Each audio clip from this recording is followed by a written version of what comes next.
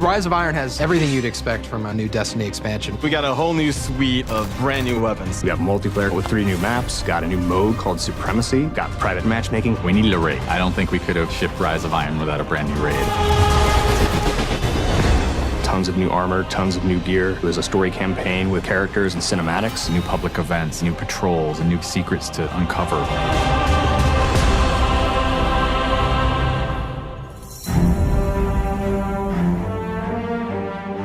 Rise of Iron's about looking at this story that's existed in the Destiny universe, this character, Lord Saladin. I am the lone sentry, and my watch is eternal. It's this journey to understand the past, what happened to these great heroes. The Iron Lords are gone, but our fight is far from over. And through that process, you're saving humanity, you're becoming an Iron Lord yourself, you're getting to wield a giant axe.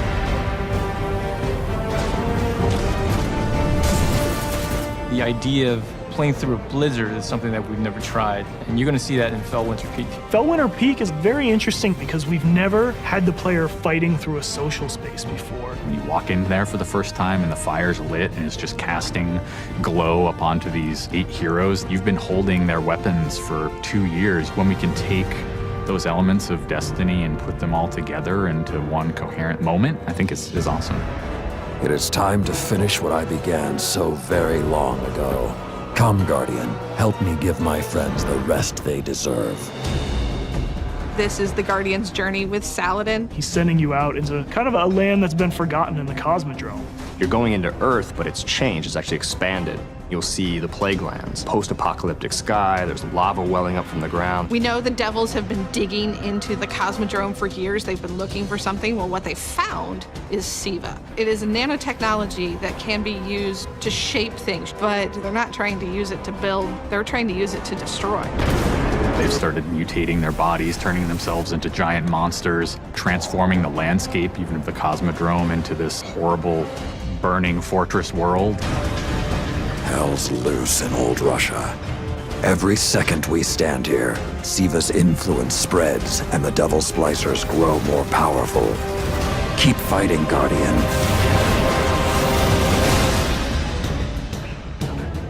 After the campaign finishes, you have patrols that really tell the story of this continued infestation in the land. And we have a new strike that shows just what the Fallen are doing with the SIVA. It's this spooky place called the Wretched Eye. There's this really neat boss encounter. A fallen captain has plucked an eye out of an ogre, affixed it to his weapon, and he's using that to sort of tase you out of your rat hole while this blind ogre just walks around trying to crush you. We also have a few reprise strikes that we're bringing back for players.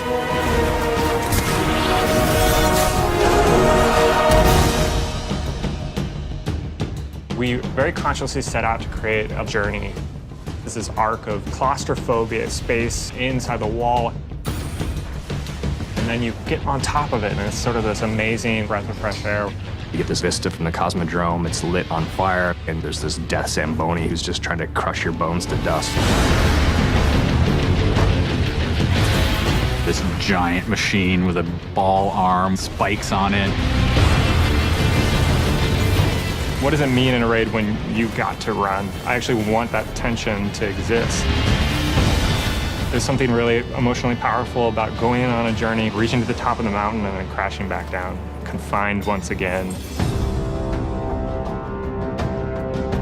I think players had a lot of fun when they played Court of Oryx on the Dreadnought, and so we wanted to create a similar type of experience in the Plague Lands, give it this different theme.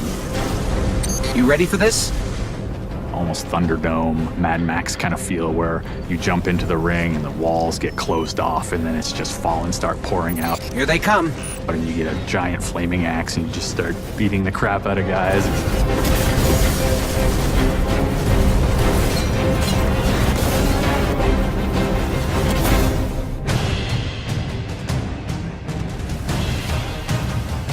We thought, how can we increase the ways that you express the way you like to play?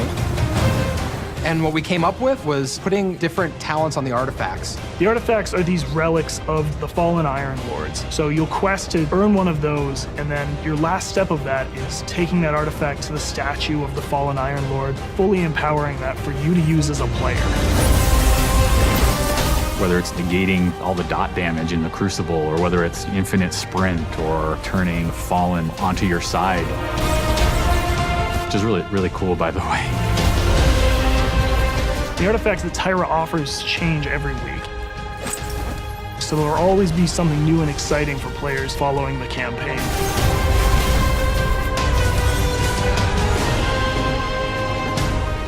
When you put snow, everyone thinks of pelts and cloaks and hoods. Wouldn't be a knight's tale without a knight's armor. When you look at the Iron Lords and you look at the Raid set, you look at the Iron Banner set, or you look at Trials of Osiris, they're all new with a much wider palette that players can pull from. And when you throw ornaments on top of all that, we're going to see a lot more variety in gear. So the ornament system is this really cool thing that lets you take some of your favorite pieces of gear and then you customize this weapon the way you want it to be. You got your raid weapons, we got your Iron Banner, we got new exotics, old exotics. You like sidearms? We got all the sidearms this time around. Gjallarhorn, enough said.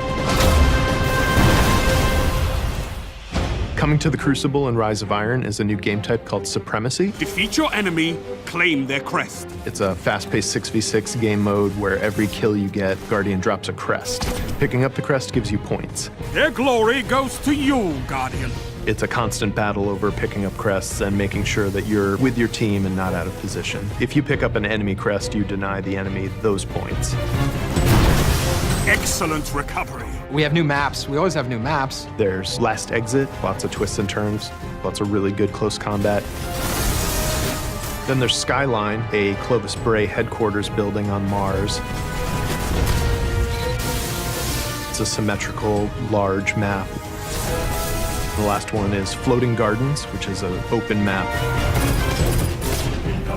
One thing we're really excited about in Rise of Iron is the introduction of private matches. Can't wait to see what people are going to do. They're going to go fire up whatever match they want, play with their friends, host tournaments, have fun arcadey games. They don't have to worry about our matchmaking stuff. They can do it all themselves.